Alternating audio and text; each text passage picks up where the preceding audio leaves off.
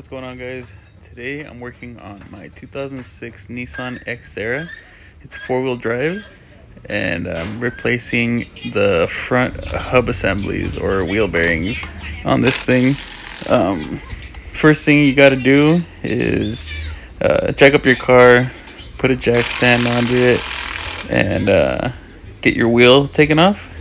And if you have a little helper like I did right here, you can have them help you take off your wheel. Whoa, you do it. Yeah?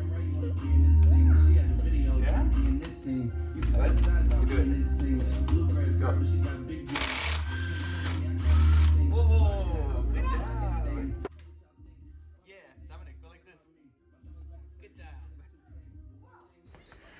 All right, now that you got your wheel taken off, you can start tearing into stuff. Being that mine is four-wheel drive, I gotta loosen the axle nut there. It's a 32 millimeter. What I had to use. I'm using a pry bar to hold the hub from spinning, and my son was trying to help me, but that was way too hard. Even for me, it was a little hard. I had to use part of the pipe on the jack to get it to break loose. But if yours isn't four-wheel drive, you're not gonna have to do this part. The next thing you're gonna have to do once you get the axle nut off, if you're gonna be doing that, is get a 19 millimeter and a ratchet. I had an electric ratchet that I was using since I had that available, but that's to take off the caliper bracket, and I usually just take off the caliper bracket with the caliper and all together and just put it off to the side. You can hang it up if you'd like, or people always say hang it so you don't have it dangling on the brake line, but my brake line's fine. It's not going to break from it hanging for 5 minutes. Next, you need a 17 millimeter socket with a small extension and a ratchet to loosen the bolts that hold the hub assembly in place. You get those from the rear. Most of the time they're pretty tight. And then once you loosen them, you get your hammer and you start beating the crap out of it until that piece comes out. And they usually don't come out very easily. Sometimes they do, but most of the times they don't. They're rusted on there. And if you're in an area where there's more rust than others, then it's going to be pretty difficult. And you might have to use some heat, but being that we're in Arizona, we don't have very much rust. So just hitting it with a hammer should get it off.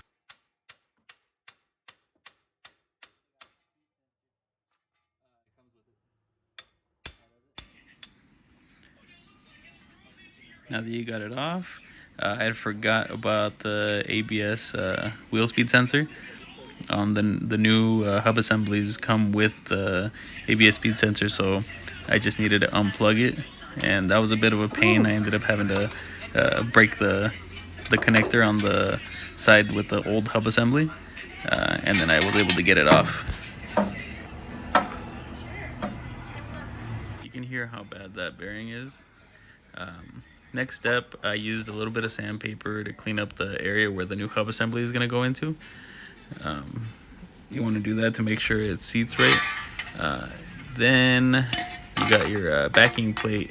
And I've done this plenty of times where I go to put it on and I put the backing plate on backwards, but I catch it before I bolt it on, or at least most of the times I catch it before I bolt it up. Just make sure you put it back on the way it's supposed to go, on the right side. Alright, so from here on, it's just reverse order. So you're going to put the bolts on for the hub assembly, which is those four 17 millimeter bolts. Make sure you tighten those up pretty tight. I'm sure there's a torque spec for it, but I didn't look for it, or did I use the torque wrench on this? And the car is perfectly fine. Same thing for the axle nut. If yours is four-wheel drive, make sure you tighten that up good, and if you feel like you need the torque spec, just look it up, but I didn't need it. Then you put the caliper bracket with the caliper back on. Those are those two 19 millimeter bolts, and from there, I think you're pretty much done. Just make sure you plug in your ABS speed sensor, and that should be it. And if you're as good as me, you finish this in about 15 minutes per side, maybe a little less, and then you give yourself a big thumbs up for doing it. So here you can see how I tighten the axle nut without an impact. I get my pry bar and I put it up against the caliper bracket and in between some of the studs on the hub, and that just keeps the whole thing from moving.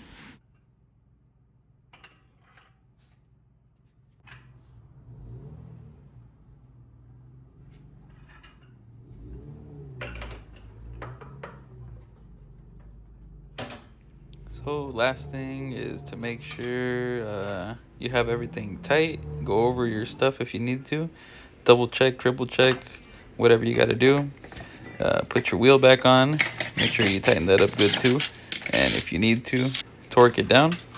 I hope this helps somebody out, and thank you guys for watching.